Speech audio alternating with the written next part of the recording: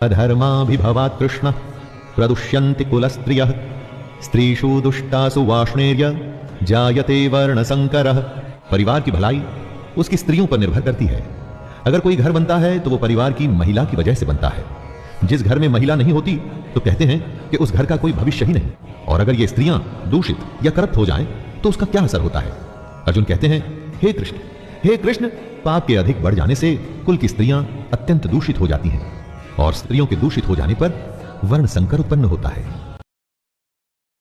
संकरो नरकायैव कुलघ्नानां कुलस्य च पतन्ति पितरो येषां लुप्तपिंडोदक क्रियाः।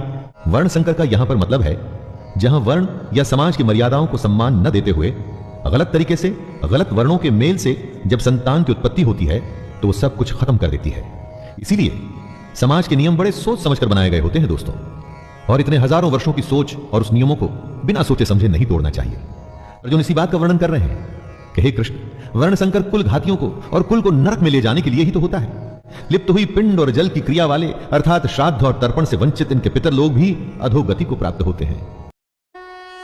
दोषैरेते कुलघ्नानां वर्ण संकर कारकैः उत्साद्यन्ते जाति धर्मः कुल धर्माश्च शाश्वतः।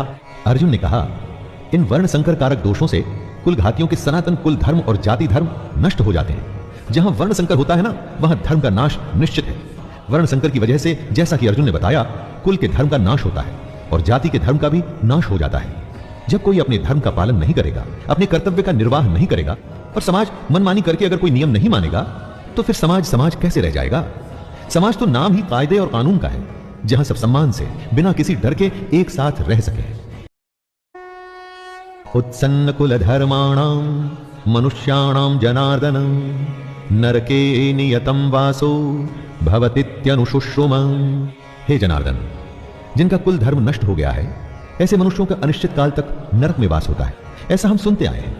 महाभारत के समय कुल की मान्यता इतनी थी दोस्तों कि अगर किसी के कुल का नाश हो जाता था तो माना जाता था कि अब यह हमेशा के लिए नरक में ही रहेगा। इसीलिए कुल की रक्षा करना, उसके सम्मान को बचाना, उसका नाम करना इतनी बड़ी बात मानी जाती थी।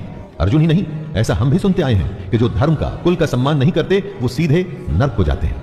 इसे आप ऐसा भी मान सकते हैं कि जहां धर्म नहीं होता वो जगह अपने आप ही नरक बन जाती है। अपनी चारों तरफ देखिए ना, ऐसी कई जगहें आपको आज के युग में भी दिख जाएंगी।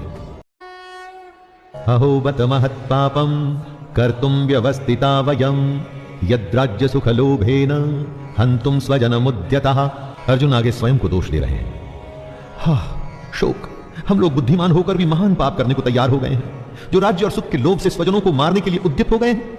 दोस्तों, दुर्योधन जैसा भी है, उसने जो भी निर्णय लिया, लेकिन अर्जुन और उसकी सेना तो समझदार है, तो क्या ऐसा उनके लिए ठीक है? बेवकूफ का पाप शायद माफ भी हो जाए, लेकिन बुद्धिमान से बहुत कुछ की उम्मीद की जाती है। तो क्या समझदार अगर युद्ध के लिए तैयार हो जाता है तो उसकी गलती की माफी मिलेगी? अर्जुन को लगता है कि नहीं मिलेगी।